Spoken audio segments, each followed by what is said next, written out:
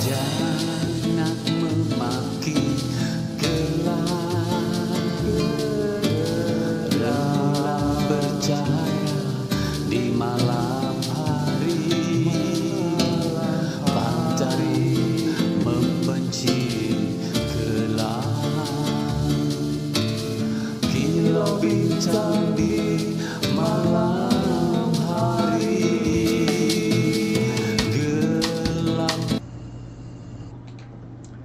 Bismillahirrahmanirrahim. Pemirsa tercinta yang dirahmati Allah Tuhan Yang Maha Esa, bersua kembali di kanal Hikmatologi. Monolog sederhana mengajak diri kita masing-masing berpikir kian melembut, cerdas, dewasa, bijaksanakan hati nurani berdasar kitab suci agama kepercayaan yang kita yakini. Tentu saja upaya serius terus-menerus tak kenal putus dalam keseharian niscaya untuk mengamalkan nilai luhur Pancasila. Seringkali kami katakan bahwa ketika kita memegang, mempedomani kitab suci, maka bangsa Indonesia sekaligus berarti mengamalkan nilai-nilai Pancasila yang penjabaran resminya ada di dalam Undang-Undang Dasar 1945.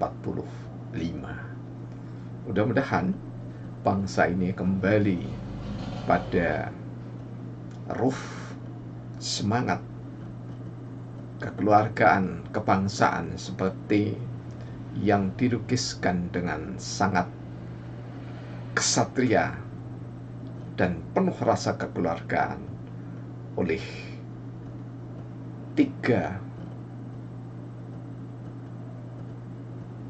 tokoh bangsa yang utama di dalam sidang BPUPK, yakni adalah Profesor Dr. Supomo, Profesor Mr. Muhammad Yamin, dan Insinyur Soekarno.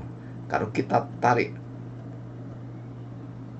garis atau benang merahnya, maka kita pasti sepakat Indonesia dibangun dengan fondasi kekeluargaan. Memang yang begitu nyata menyampaikan di dalam persidangan tersebut adalah Profesor Supomo, tetapi semangat rasa kekeluargaan besar bangsa ini gayung bersambut Profesor Muhammad Yamin dan Bung Karno.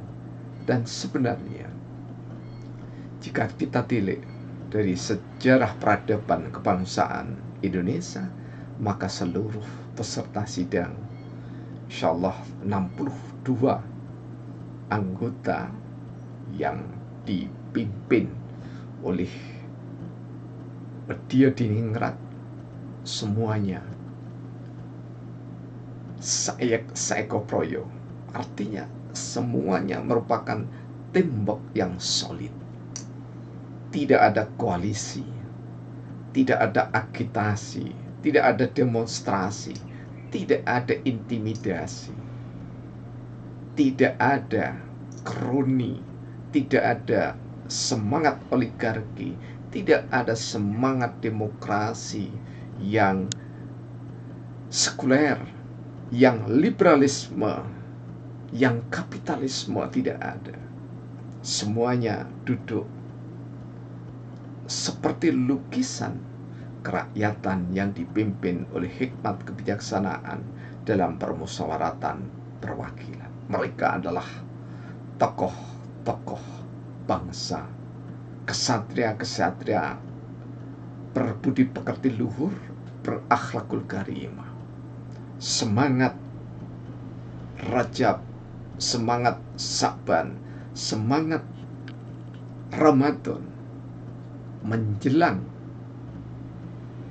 kemerdekaan Republik Indonesia adalah semangat heroik yang didasari oleh keimanan yang menggelora, yang membara, membaca di dalam dada para kesatria Indonesia.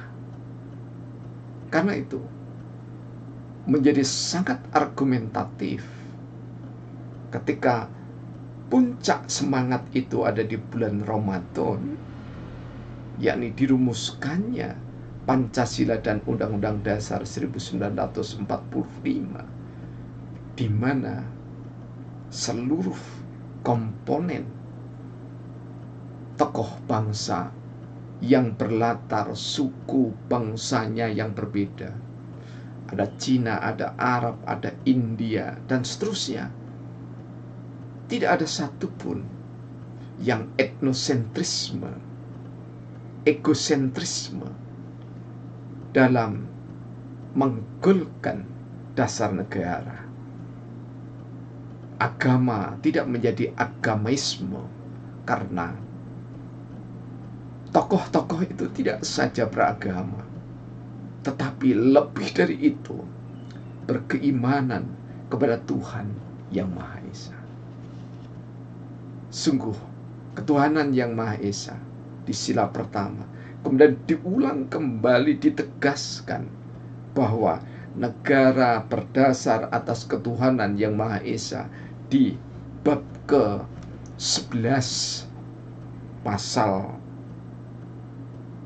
29, bab 11 tentang agama. Ditulis agama di situ, tetapi di dalamnya di ayat yang kedua ada kepercayaan. Kalau kita bacakan, negara menjamin kemerdekaan tiap-tiap penduduk untuk memeluk agamanya masing-masing dan untuk beribadat menurut agamanya dan kepercayaannya itu. Jadi tidak perlu kita mestinya harus menunggu berbuih-buih, berkeringat-keringat saudara-saudara kita yang tidak menganut Islam, Kristen, Katolik, Buddha, Hindu, Konghucu. Harusnya dibuatkan tersendiri bahwa ada pengakuan secara yuridis. Berarti di sini diatur di dalam undang-undang bahwa niscaya diterangkan di dalam undang-undang tersebut agama sementara ini, agama yang diberi legitimasi 6, ya, boleh jadi tumbuh kembang, karena di sini kita mengenal ada Bahai, agama Bahai, ada Ahmadiyah. Ya. Saya tidak mengatakan bahwasanya itu harus ditumbuh kembangkan, kemudian satu mengalahkan yang lain, tidak. Tetapi yang hidup, yang tumbuh kembang di Indonesia, diakui itu adalah keniscayaan.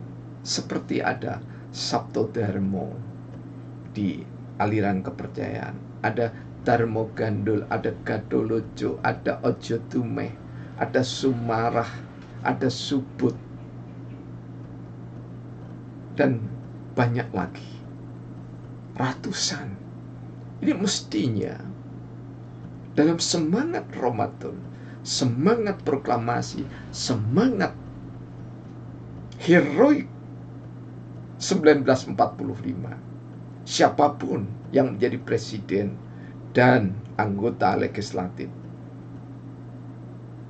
belum pernah kita mendengar usulan ada undang-undang yang melegitimasi itu dan dikenalkan pada seluruh anak didik kita, mulai dari sekolah dasar sampai dengan perguruan tinggi. Dan bahkan di perguruan tinggi seolah kembali ke taman kanak-kanak dan PAUD kalau sekarang. Yang kami maksudkan adalah pasca sarjana strata 2 dan strata 3 tidak ada agama sama sekali. Seolah mereka sudah ahli mengenali syariat, mengenali sunat, mengenali aturan-aturan di dalam sistem kepercayaan di Indonesia.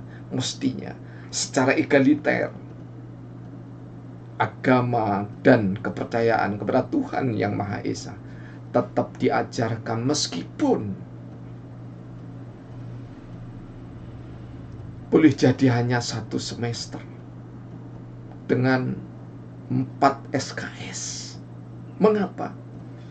Karena carut marut kehidupan politik kebangsaan kita. Yang pertama, karena tidak adanya landasan keimanan yang kokoh. Doa orang muslim, mukminin mukminat terutama, Rabbana atina fid dunya hasanah wa fil akhirati hasanah wa qina adzabannar. Di akhirat itu ada 2 hal yang diminta. Di dunia hanya ada 1 hal. Kebaikan di dunia, tetapi di akhirat kebaikan di akhirat dan dijauhkan dari siksa api neraka. Jadi dikatakan balance itu manakala keimanan itu jauh lebih berbobot dibanding dengan piranti kebutuhan, keihsanan, kebaikan, kebagusan di dunia ini. Pemirsa yang dirahmati oleh Allah, semangat Syahrul Ramadan, Syahrul Saum, Syahrul Ilmi, Syahrul Mubarak, Syahrul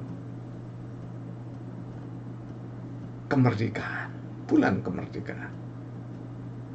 Meskipun kita agak terlambat, yakni bulan kemerdekaan insya Allah pada tanggal 9 Ramadan di tahun 1945, ya, di tahun 13 sekian begitu ya. Tetapi tidak ada yang terlambat, karena kita pembelajaran yang disampaikan, yang dituturkan, difirmankan di dalam seluruh kitab suci yang diyakini oleh bangsa kita, pasti semua ada latar historisnya, pasti semua ada latar sejarahnya. Karena itulah Louis Gottschalk menulis tentang memahami sejarah. Kami teringat dosen kami, Bapak Dr. Andes Suwito almarhum, yang mengajarkan tentang sejarah. Jadi sejarah bukan dieja bacaannya A, B, C, D. Aku ini anak Indonesia, tidak sekedar dibaca, tetapi aku ini anak Indonesia adalah anak yang berbudaya, adalah anak yang setia kepada Pancasila, adalah anak yang setia kepada Undang-Undang Dasar 1945, adalah anak yang tidak sekedar menslogankan Bhinneka Tunggal Ika, tetapi kita memang ditakdirkan dalam semangat Al-Quran, Al-Kafirun, nyata benar.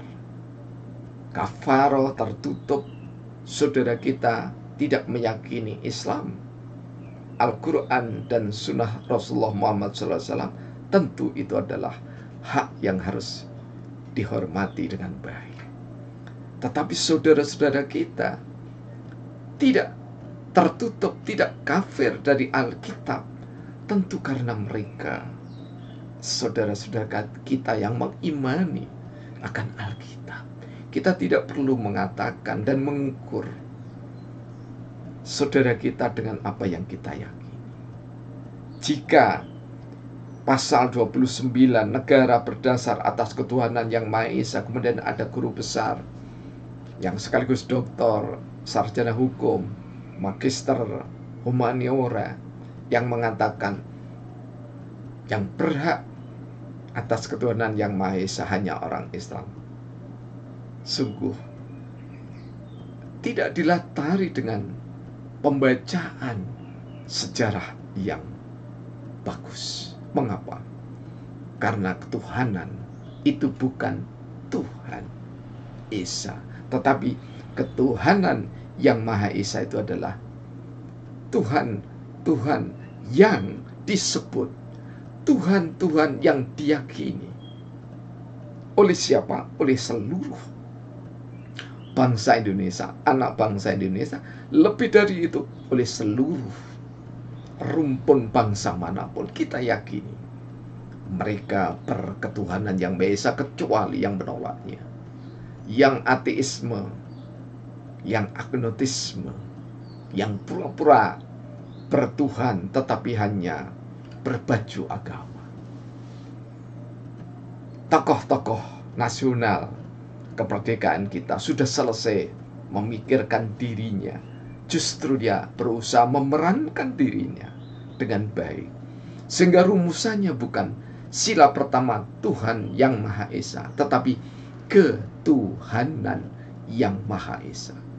Berarti ada pengakuan bahwa masing-masing kepala anak bangsa Indonesia yang lahir dari kapanpun dan sampai kapanpun adalah anak-anak bangsa yang mengakui Tuhan saudara-saudaranya tanpa menista, yang mengakui sesembahan saudara-saudaranya tanpa menjelekkannya, yang mengakui agama saudara-saudaranya tanpa merasa agamanya yang terbaik, sementara agama orang lain saudaranya dianggap nista.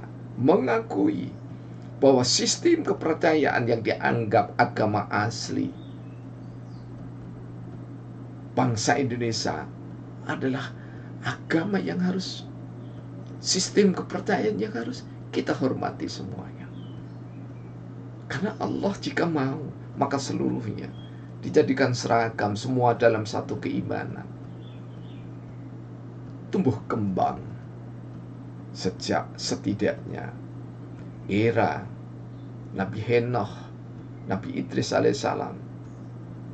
Dengan asumsi kami, beliau merintis kedokteran nabawi, prophetic medicine atau adibun nabawi. Berarti tumbuh kembang masyarakat ketika itu mulai jumlahnya banyak secara kuantitatif, dan otomatis ada penyakit yang harus ditangkal, yang harus dicegah.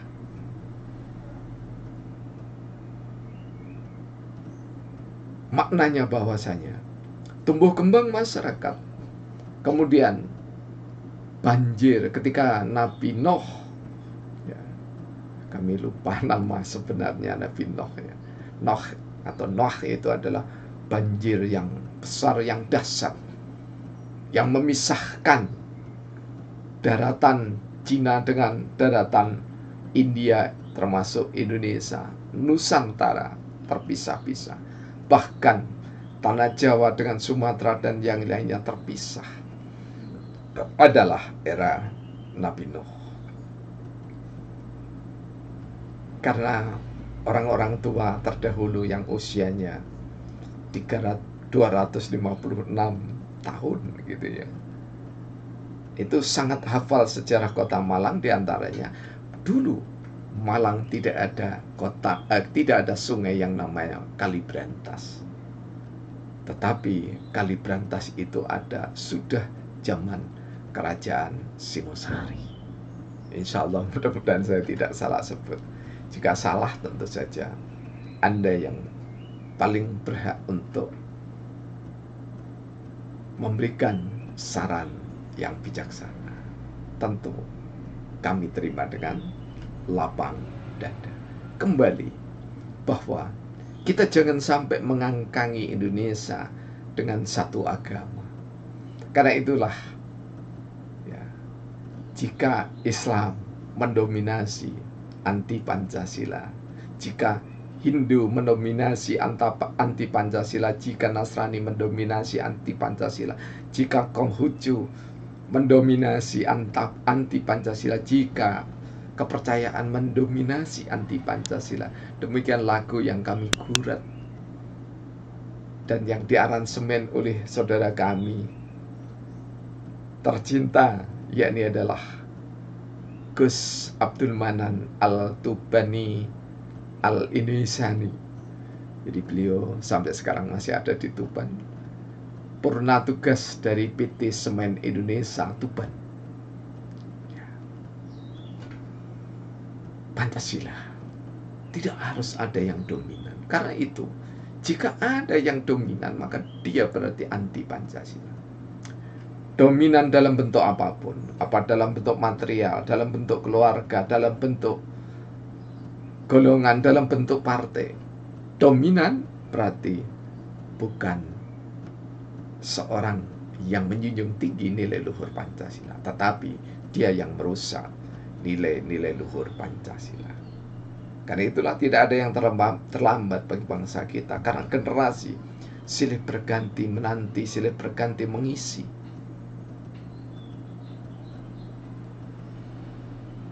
Mudah-mudahan pergantian generasi meskipun dilukiskan dalam Quran ke-19 ayat 59, setiap generasi setelah Rasulullah Muhammad SAW, maka generasi itu lebih buruk keimanannya, lebih buruk akhlaknya, lebih buruk perilaku sosialnya, lebih buruk rasa kekeluarganya, lebih buruk lagi rasa kebangsaannya, lebih buruk. Tetapi kita hendaklah menjadi yang sedikit. Di antara yang sedikit adalah bangsa Indonesia yang besar, yang memiliki penduduk 270 juta lebih. Mudah-mudahan semuanya tidak sekedar beragama dan berkepercayaan atau berpenghayat kepada Tuhan Yang Maha Esa, tetapi semua memiliki keimanan yang kokoh dari dalam dada, sehingga marak Ramadan di masjid dan musola. Kita berharap marak setelah itu Syawal pun akan marak. Jangan hanya semangat Ramadan itu seperti semangat minuman yang bersoda, dibawa lari oleh remaja, kemudian dikocok-kocok minuman itu. Setelah itu dibuka, maka akan meluber, mengangkasa, nyaris habis isinya. Jangan sampai seperti itu. Dan kita berdoa, mudah-mudahan di antara sedikit bangsa Indonesia lah yang menjadi pelopor dari penerapan nilai luhur Pancasila. Jangan sekali lagi merindukan khilafah, karena khilafah dalam Sahih Imam Tirmizi dan Abu Daud, meskipun termasuk sunan, tetapi hadis ini sahih. Khilafah itu sekali lagi hanya 30 tahun. Dan periodisasi ini habis pada saat Khulafaur Rasyidin. Setelah itu tidak lagi khilafah. Rasulullah menjelaskan setelah itu kekuasaan al-mulk.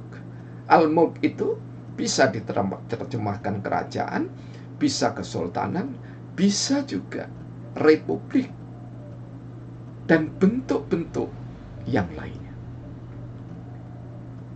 Karena itulah Allah memberikan jaminan bahwa Al-Malik Al-Qudus As-Salam, siapa yang menggandengkan trilogi sifat mendasar Allah di dalam kewenangan, mengatur kewenangan, bukan kekuasaan, maka dia akan menjadi pemimpin. Al-Malik adalah yang maha kuasa, dan manusia bukan maha kuasa, tetapi yang diberikan kewenangan oleh Allah sebagai khalifah, tetapi tidak harus mendirikan khilafah. Kemudian Al-Qudus adalah maha suci, dan kita berusaha di bulan Ramadan ini mensucikan diri kita masing-masing, sehingga bertutur, teratur, berkata, beretika, menulis dengan etis, berperilaku dengan baku sesuai aturan agama, kepercayaan, dan aturan hukum positif Indonesia. Berkarya yang mulia. Kemudian Allah sekaligus adalah As-Salam, yakni yang menyelamatkan. Berarti pemimpin adalah orang yang melindungi. Yang dilindungi apa? Yang dilindungi adalah orang-orang yang berketuhanan yang Maha Esa. Jika mereka terjebak pada ateisme, maka negara berkewajiban untuk membimbingnya, tentu saja bersama tokoh-tokoh agama dan kepercayaan. Ingat bahwa semua yang ada di Indonesia ini, yang terdepan adalah tokoh-tokoh masyarakat. Pendiri pendidikan pertama bukan amtenar tetapi tokoh masyarakat. Yang terdepan mendidik, membina masyarakat dengan berdikari adalah tokoh masyarakat. Yang menyebarkan agama dengan bijaksana adalah tokoh-tokoh masyarakat yang beragama, berkeimanan. Semoga nilai luhur dari Pancasila yang dirembesi, yang disemangati, yang diberikan ruh dengan kepercayaan dan agama menjadi pedoman abadi di Indonesia. Terima kasih atas segala dukungan. Mohon maaf atas kekurangan. Alhamdulillahirabbil alamin. Praktek